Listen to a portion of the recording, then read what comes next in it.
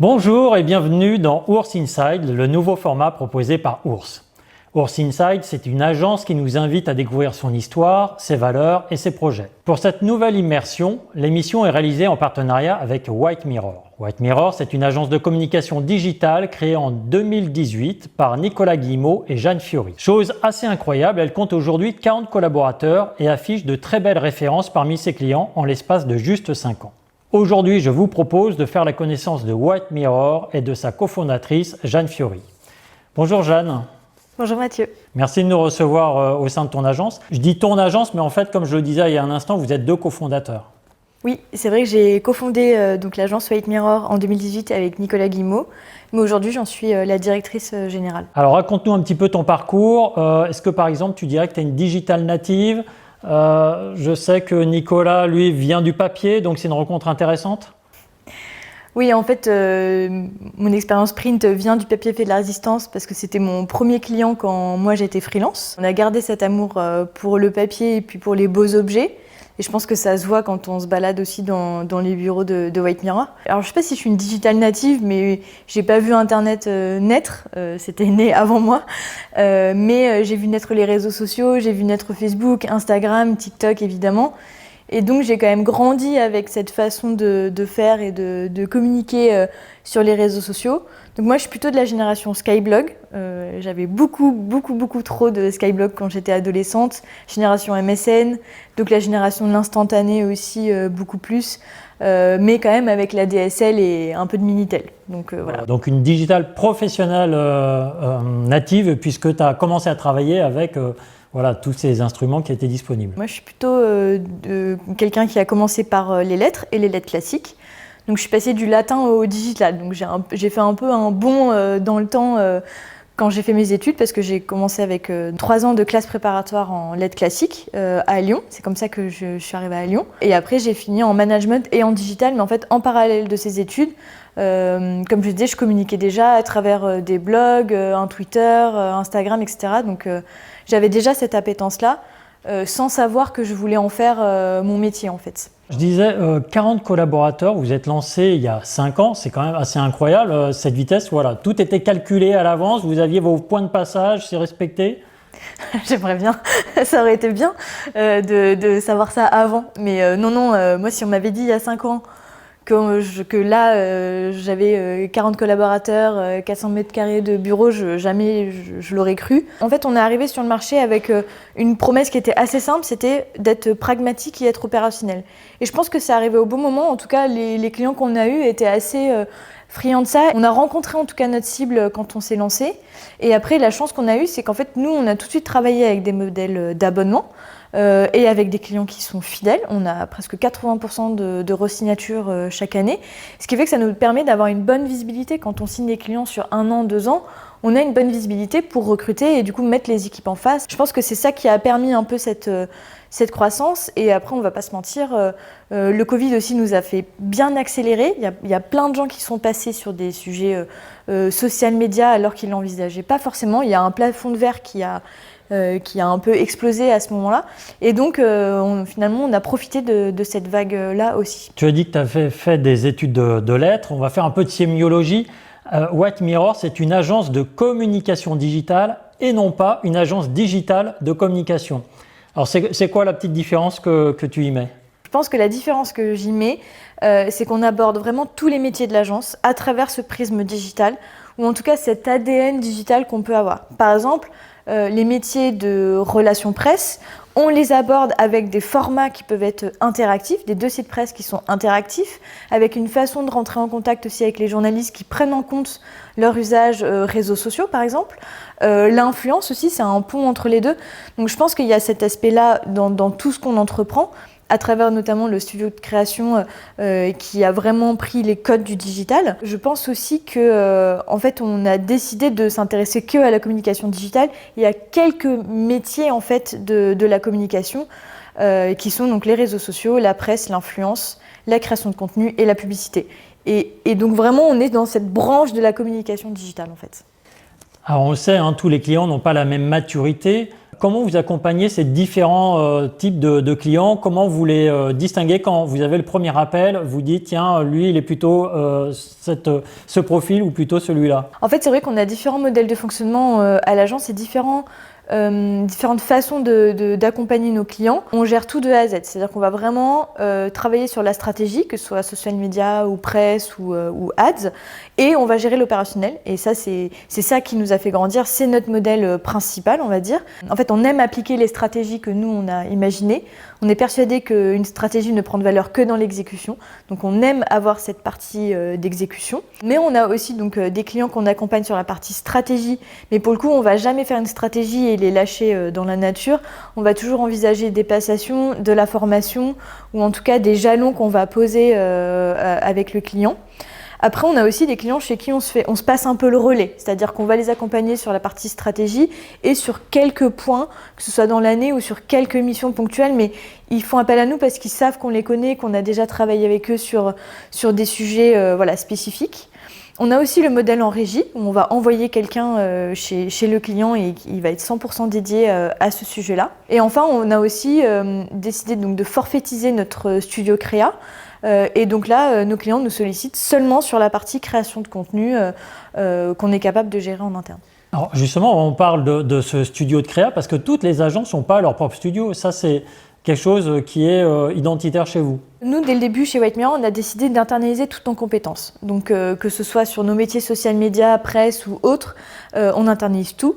Donc, sur le sujet de la création de contenu, on a vraiment fait le pari d'investir dedans parce qu'on sait aujourd'hui que les métiers du social media ont une demande de création de contenu qui est très élevée, qui demande à être très réactive surtout et de plus en plus pointue parce qu'on voit qu'on apprend avec les réseaux sociaux aujourd'hui. Un visuel fixe, on peut le faire avec de l'IA, mais un motion design, pas encore. Donc c'est pour ça qu'on a décidé d'internaliser notamment 3 compétences en interne, qui sont donc, on a une photographe, on a un vidéaste monteur et un motion designer. Et en fait, ça nous permet d'avoir une certaine liberté en fait d'action envers le client, une réactivité à toute épreuve et surtout, ça nous permet de maîtriser en fait toute la chaîne de valeur, la méthode et notre ADN sur toute la ligne en fait du client. Alors maintenant, on va parler un peu de vos clients. Hein. Là, on évoque les services qui sont à leur disposition. Vous en avez un qui est une belle référence, c'est GL Events avec ses 3 divisions. C'est un peu mon client chouchou, je pense que je peux le dire, parce qu'on les a eus très rapidement au démarrage de White Mirror. Ils nous ont aidés en fait à nous faire connaître parce qu'on a signé le Bocuse d'Or donc en 2019, 6 mois après qu'on se soit lancé. Donc maintenant, ça fait 5 ans qu'on les accompagne sur Bocuse d'Or Coupe du Monde de pâtisserie, donc sur la partie à la fois événement, mais aussi entre 2 concours. Ça, vraiment, c'est l'objectif de GL, c'est comme ça qu'ils sont venus nous voir, c'est en nous disant on a besoin d'étirer la vie d'un événement, comment on fait? Donc en fait, nous, on a vraiment cette stratégie-là en tête quand on travaille sur un événement, et notamment ceux de GL Events.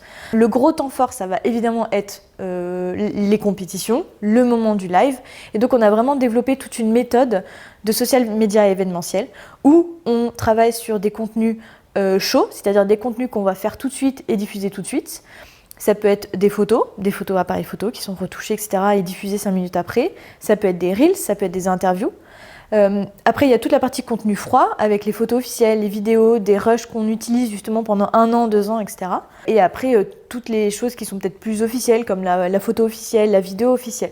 Donc ça, c'est ce qu'on développe pour les événements, notamment Bocuse d'Or et Coupe du Monde de pâtisserie. Mais on a développé plein d'autres salons avec GL Events, notamment le salon automobile de Lyon, la foire de Lyon, Aminago, Geek Days. Donc on a vraiment cette appétence événementielle chez White Mirror. Et aussi la chance qu'on a eue, c'est de pouvoir accompagner GL Events sur d'autres problématiques qu'ils avaient, sur justement GL Events Live, GL Events Fun News. On a pu les accompagner sur leur positionnement, sur leur stratégie social media et leur création de contenu. Donc on a vraiment, GL Events c'est vraiment devenu un gros partenaire de White Mirror. Alors, c'est un gros partenaire, on peut en citer d'autres, hein, dans la région élargie, parce qu'il y a Valrhona, il y a Utopia. C'est vrai qu'on a un ancrage lyonnais assez fort et on en est fiers, on est un peu chauvin dans l'âme.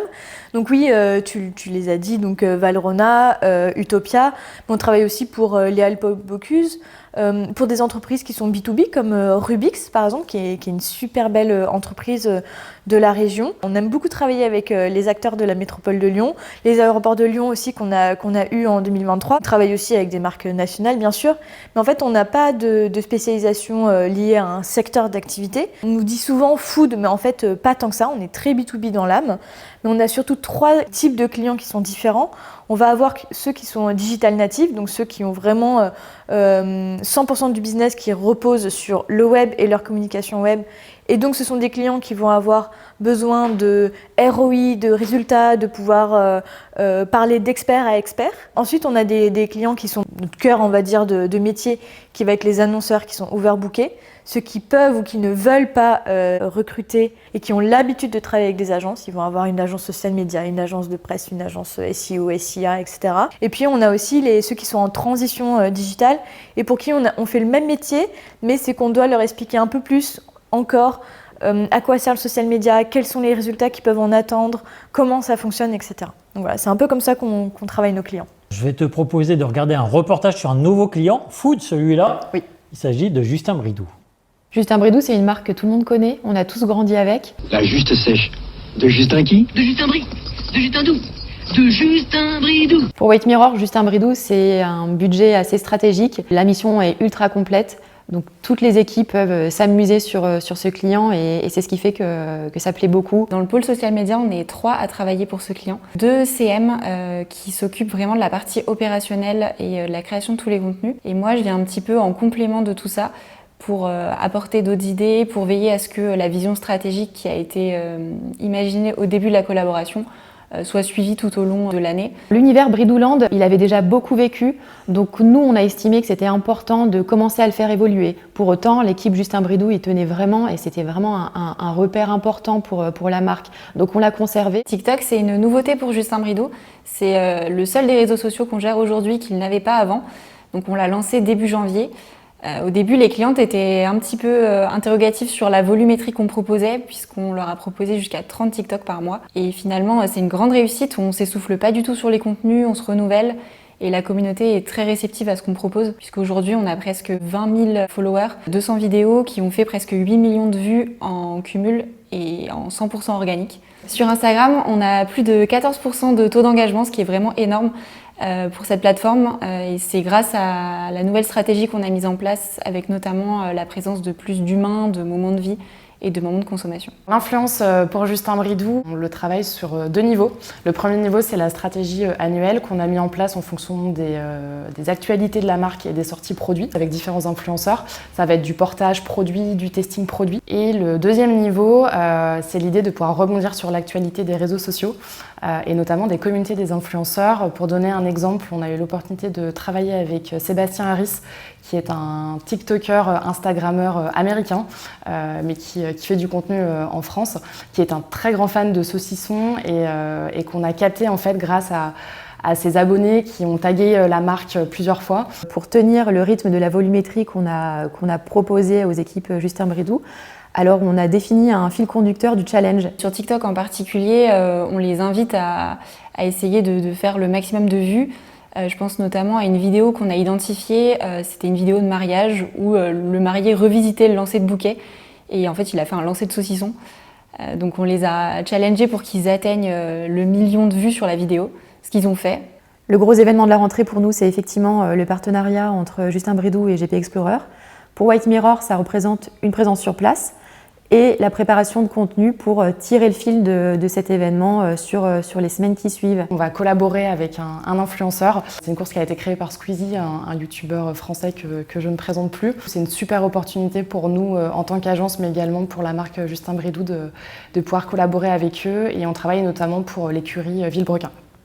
Sur votre nouveau site internet, vous annoncez vouloir mettre en œuvre des stratégies pragmatiques et des contenus performants pour augmenter l'attractivité sur les écrans et dans la presse. Alors concrètement, qu'est-ce que ça veut dire? C'est quoi l'illustration?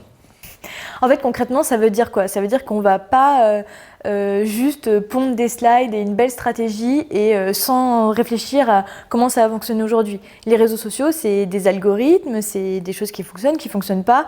Donc il faut pouvoir être ultra pragmatique sur les mécaniques qu'on peut proposer. En gros, ce pragmatisme-là, comment il se traduit chez nous? En fait, ça peut être de manière très simple. On essaye d'être malin. Par exemple, si on doit aller faire un shooting photo pour un client, on va en profiter pour avoir un community manager qui va filmer des rushs pour faire des reels ou une interview, parce que finalement, il y a les personnes qui sont là, il y a les produits qui sont là.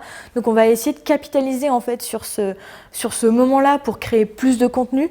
Si on fait 500 photos et 500 belles photos, on va envoyer les 500 belles photos en fait. On va pas se limiter là-dessus. Nos clients aujourd'hui nous posent beaucoup de questions sur TikTok. Comment aller sur TikTok? C'est quoi la stratégie pour aller sur TikTok?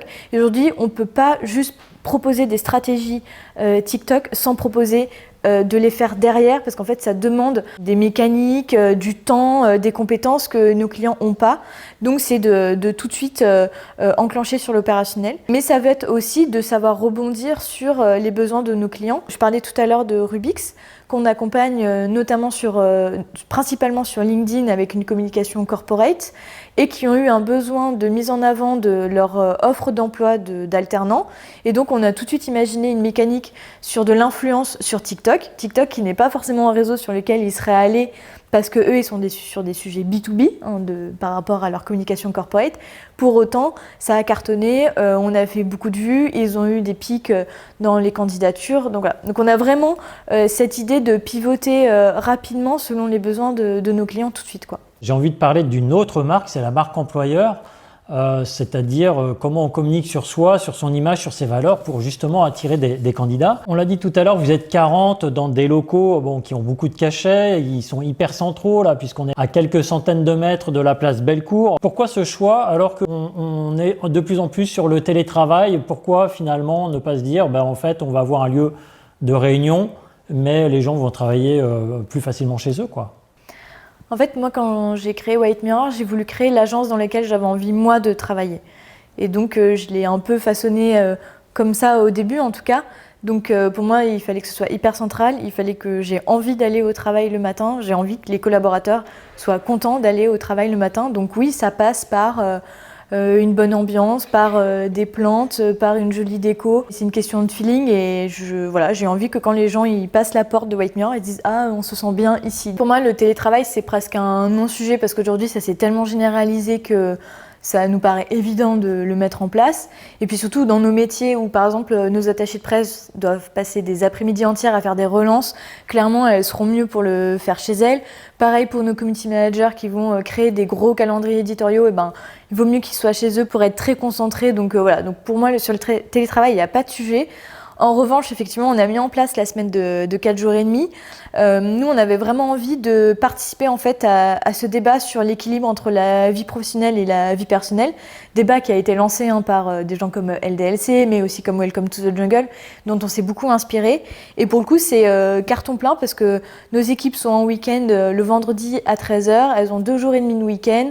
Et je sais que c'est un vrai plus et qu'on n'est pas prêt d'arrêter. Et même pour moi, en tant que chef d'entreprise, j'en profite et c'est très agréable. Dans votre livret d'accueil, quand il y a un nouveau collaborateur, j'ai regardé, vous avez une rubrique joie et peine. Qu'est-ce que ça veut dire ce joie et peine? En fait, on a déjà imaginé des mécaniques solidaires. On a déjà imaginé par exemple une dictée solidaire avec Vincent De Dienne au profit de la Fondation HCL, qui est un de nos clients. En fait, c'était pas calculé, c'était vraiment, c'était la période du Covid, c'est une blague qui a été prise au bon, et puis te dire, ah mais en fait finalement, et si on le faisait, ah mais ouais, peut-être qu'on pourrait le faire, et si on appelait Vincent De Dienne, comment on le contacte sur Instagram? Ok, il a répondu, ah en fait ça marche.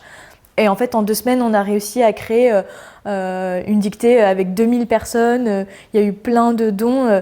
Encore une fois, c'était pas calculé. On s'est dit, vas-y, on le fait, quoi. Sur la guerre en Ukraine, où en fait, on s'est un peu tous sentis impuissants en se disant, mais qu'est-ce qu'on peut faire? Et en fait, on a un client qui nous a dit, moi, j'envoie 2 tonnes de pain. Donc, c'était le pain du Gaune, une super boulangerie à Lyon, qui envoyait 2 tonnes de pain. Et donc, on s'est dit, nous, on complète, on y va.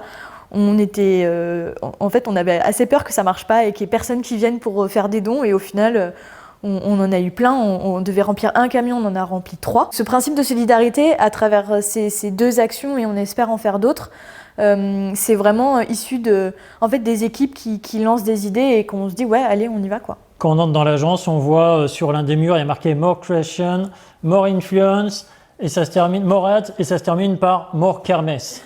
Oui, ouais, la kermesse, c'est une soirée client à la base, mais en fait on s'est dit on va s'amuser. On croise autant les amis que l'écosystème, que les clients, et je pense que ça montre la proximité qu'on peut avoir en fait entre nous, mais aussi avec nos clients qu'on considère comme des partenaires en fait. Jeanne, on va bientôt se dire au revoir, mais avant ça, on va regarder, tu vas donner le mot de la fin à 5 directrices.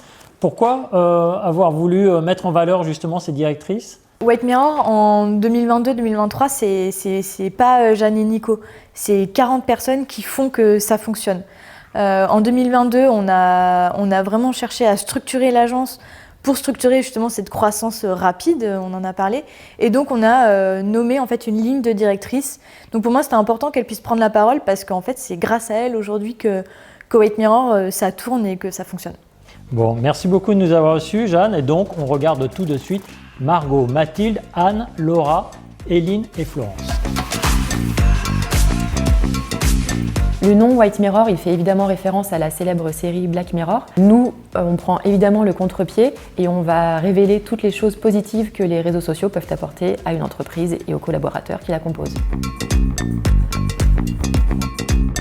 L'engagement chez White Mirror, ça se traduit de plein de manières différentes, notamment lorsqu'on doit gérer le live social media d'un événement. On va capter plein de différents types de contenus, que ce soit des photos, des vidéos ou des stories qu'on va diffuser toutes les 5 minutes sur les réseaux sociaux. Et bien sûr, si on a besoin d'une vidéo best-of de la fin de la journée et qu'il faut rester debout jusqu'à minuit pour la monter, la faire valider et la diffuser le lendemain matin à 7h du matin, on va le faire et on va le faire avec plaisir. On a initié cette nouvelle charte graphique pour montrer l'évolution de White Mirror, montrer qu'on avait bien grandi, donc en résumé c'était plus gros le logo. Pour les couleurs, on a voulu mettre en avant les différents pôles de l'agence, donc on a ajouté plusieurs couleurs au vert emblématique de White Mirror. On voulait aussi montrer l'ambiance générale de l'agence avec des couleurs pop et colorées. On a lancé le pôle RP il y a 3 ans et demi, début 2020. L'idée, c'était vraiment de transposer les valeurs et l'ADN de White Mirror. On accompagne aujourd'hui des clients sur la partie B2B, B2C et on gère également des campagnes d'influence. On est aujourd'hui passé de 1 à 10 personnes au pôle RP en l'espace de 3 ans et demi. Chez White Mirror, on a un fort ancrage lyonnais, on a divers clients. On travaille pour les Alpol Bocuse, on travaille pour Valrhona, Lyon City Tour, Utopia ou encore Roche-Beaubois. On connaît très bien le territoire lyonnais, les parties prenantes et tout l'écosystème, notamment l'écosystème des médias et des influenceurs avec qui on travaille au quotidien. Ça nous permet de travailler autant en national qu'à l'international.